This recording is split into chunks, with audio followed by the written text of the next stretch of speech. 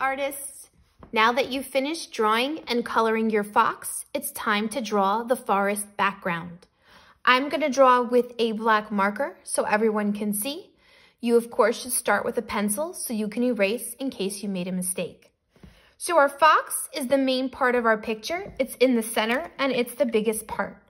Now we want to make the background behind him and we're going to make it look like a forest. So we're going to put some grass and lots of fall trees behind the fox. So the first thing I'm going to do is I'm going to come down towards the bottom of my paper and I'm going to make the ground line. And since it's a forest, we can make it look like grass or you can make it bumpy like it's dirt. I'm going to use a zigzag to make it look like it's a grass line. So I'm going to start at the edge and I'm going to go up and down like a zigzag, stop when I hit the fox and pick up on the other side. And I can add some other little zigzags underneath to make it look like the rest of the grass. There you go. Remember, when we draw, we stop when we hit something. We don't draw through it because we can't see through things. We don't have X-ray vision. When one thing is in front of the other in a drawing, we call it overlapping. Overlapping is great to have in a drawing because it makes it look realistic. When you have something that is closer and something that is farther behind it, it looks just like what we see in real life. So we have the fox in the front, the grass behind the fox that it is standing on, and now we're going to put the trees behind the grass. So we're going to start by making some lines for the tree trunks. So again, I can't draw through the fox, so I'm going to stop and start where I have space. We'll make a tall line for the tree trunk, and then I'm going to start by making a Y for the first two branches. Once you make the big branches, we'll go back and make the smaller ones. But let's just start with the rest of the trees. I'm going to leave some space. Now, of course, the trees grow from the ground, but I can't draw through the fox, so I'm going to pick up at a spot where I can draw. Maybe I'll make this one a little taller. Same thing, trees grow from the ground, but I can't see it through the fox, so I'll pick up at a spot where I can draw. Come over again. Now this one I can definitely draw my tree right from the ground, so it comes up. We start with our Y. Now that I have the basic line for the tree trunk, and the first two branches, I can go back and I can add some smaller branches that come off the bigger ones. And we're just going to use all different straight lines to make our branches. Trees are different. Each one of them is unique, so your branches don't have to look the same on each one. They can be small, medium, or large. They can grow a little bit more from the side, not just the top of the tree. It's up to you. Once we have the tree trunk line and our branch line, we're going to add a curvy line around the top of the tree so it looks like the leaves.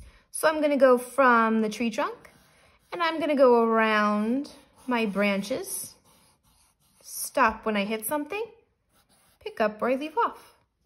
Do the same thing on the next tree. Again, if I hit something, I stop, pick up where I can, because we don't draw through things. Same thing, I hit the end of the page, I pick up on the other side. And there's the tops of my tree. Now, to make them a little bit thicker, I'm just going to go back down to my tree trunk line. I'm going to draw them one more time. And now I have my tree trunks. Very simple. And the tops of the trees. If you wanted to add more branches, you could. It's up to you.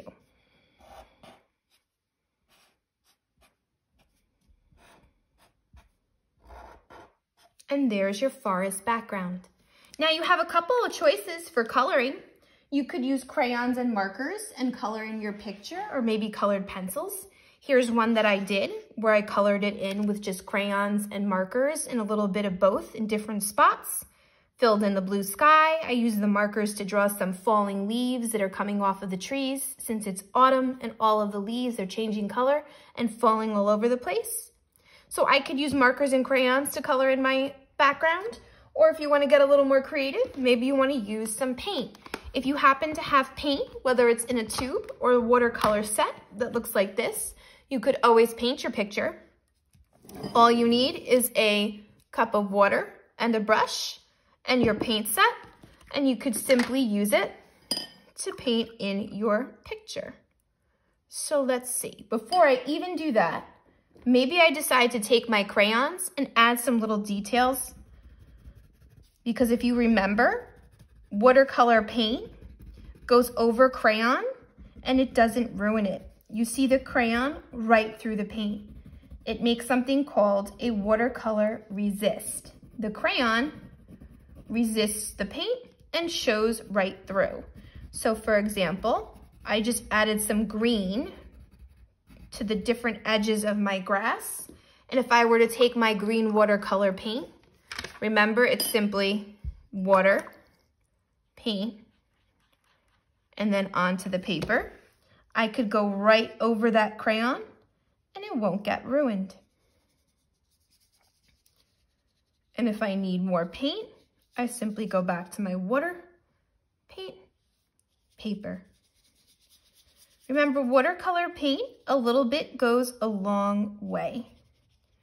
So if I barely touch it, I'm still gonna get lots of paint that I can use to paint my background.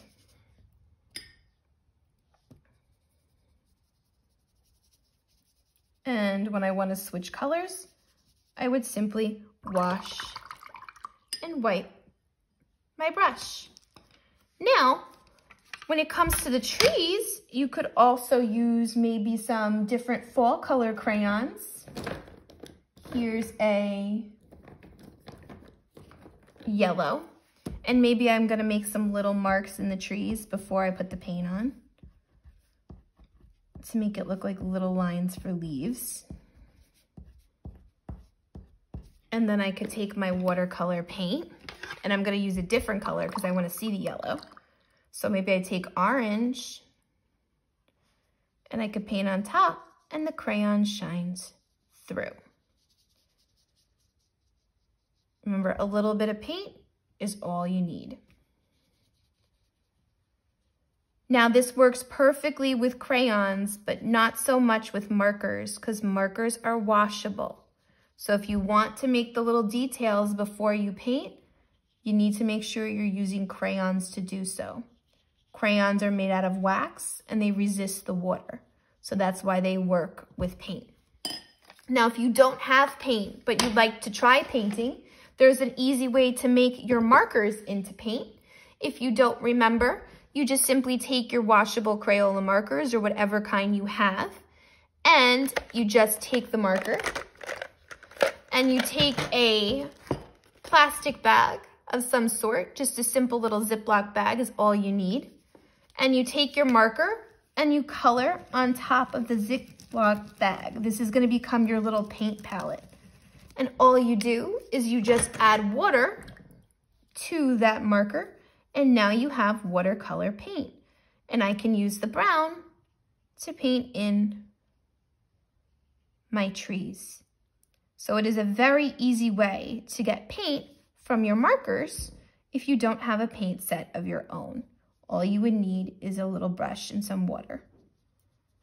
Okay? And I would keep going until I painted the whole background.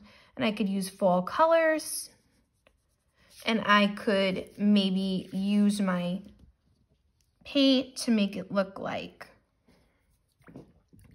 leaves are falling from the trees by simply just making little dots that fall down.